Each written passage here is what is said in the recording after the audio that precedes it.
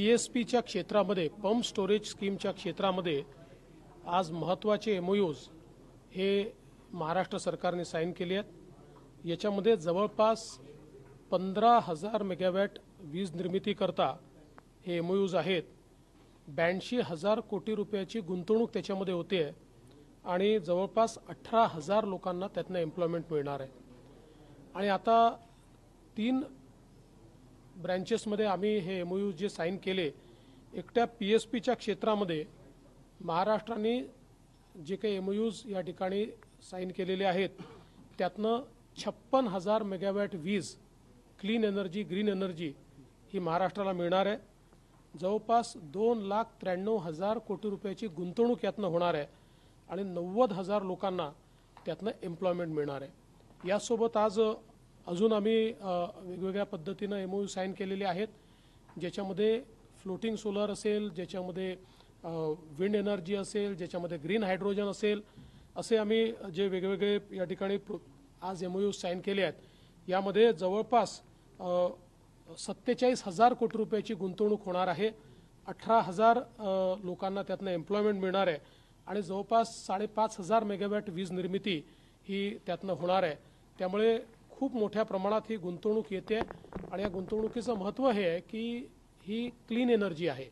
जे काही आपलं स्वप्न आहे की 2030 साली महाराष्ट्रामध्ये जेवढी आपण एनर्जी वापरू त्यातली 50% क्लीन एनर्जी असली पाहिजे, तर त्याच्याकडे आपली ही वाटचाल अत्यंत वेगाने या ठिकाणी झालेली आहे आणि एक प्रकारे आमच्या पॉलिसीमुळे महाराष्ट्र या सगळ्या क्षेत्रात पायनियर झाला आहे हे सांगताना मला अतिशय आनंद होतो।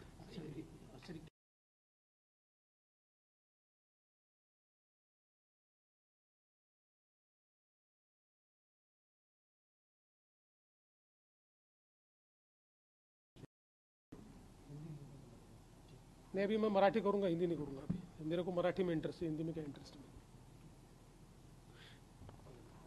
सर, ज्या प्रकारे आज एमओयू साईन झाले आहे, 3 कंपनीबद्दल कशा प्रकारचे एमओयू असणार आणि किती लोकांना नोकरी मिळेल? आज आम्ही जे काही एमओयू साईन केले आहेत त्याच्यामध्ये पहिल्यांदा पंप स्टोरेज स्कीम्स ज्या आहेत त्या स्कीम्समध्ये आम्ही जवळपास या ठिकाणी आज खूप मोठ्या प्रमाणात 15,000 मेगावॅट वीज निर्मितीचे एमओयू साईन केले आहेत, ज्याच्यामध्ये जवळपास 82,000 कोटी रुपयाची इन्व्हेस्टमेंट आहे आणि 18,000 लोकांना एम्प्लॉयमेंट मिळणार आहे। आणि आता एकूण जे एमओयूज या पीएसपीच्या क्षेत्रात आमचे सही झालेले आहेत, साईन झालेले आहेत, यातनं महाराष्ट्राला किंवा देशाला 55,000 मेगावॅट वीज त्यातनं मिळणार आहे। जवळपास 2,90,000 कोटी रुपयाची इन्व्हेस्टमेंट यात होते आणि 90,000 लोकांना एम्प्लॉयमेंट मिळते आहे। त्यामुळे मोठ्या प्रमाणात ही इन्व्हेस्टमेंट आमची पीएसपी पॉलिसी आल्यानंतर आणि सगळे मेजर प्लेयर्स सरकारी क्षेत्रातले आणि खाजगी क्षेत्रातले यामध्ये इन्व्हॉल्ड आहेत। त्यासोबत आम्ही अजून काही एमओयूज या ठिकाणी केले आहेत, ज्याच्यामध्ये रिन्युएबल सेक्टरमध्ये फ्लोटिंग सोलर असेल, ज्याच्यामध्ये विंड असेल, ज्याच्यामध्ये ऑफशोर असेल, ज्याच्यामध्ये ग्रीन हायड्रोजन असेल, ग्रीन अमोनिया असेल, अशा प्रकारचे आम्ही काही एमओयूज या ठिकाणी साईन केलेले आहेत की ज्याच्यामध्ये जवळपास या ठिकाणी 47,000-48,000 कोटी रुपयाची गुंतवणूक आहे, 18,000 लोकांना त्यातनं एम्प्लॉयमेंट मिळणार आहे, जवळपास 5,500 मेगावॅट त्यातनं विविध प्रकारे एनर्जी ही तयार होणार आहे।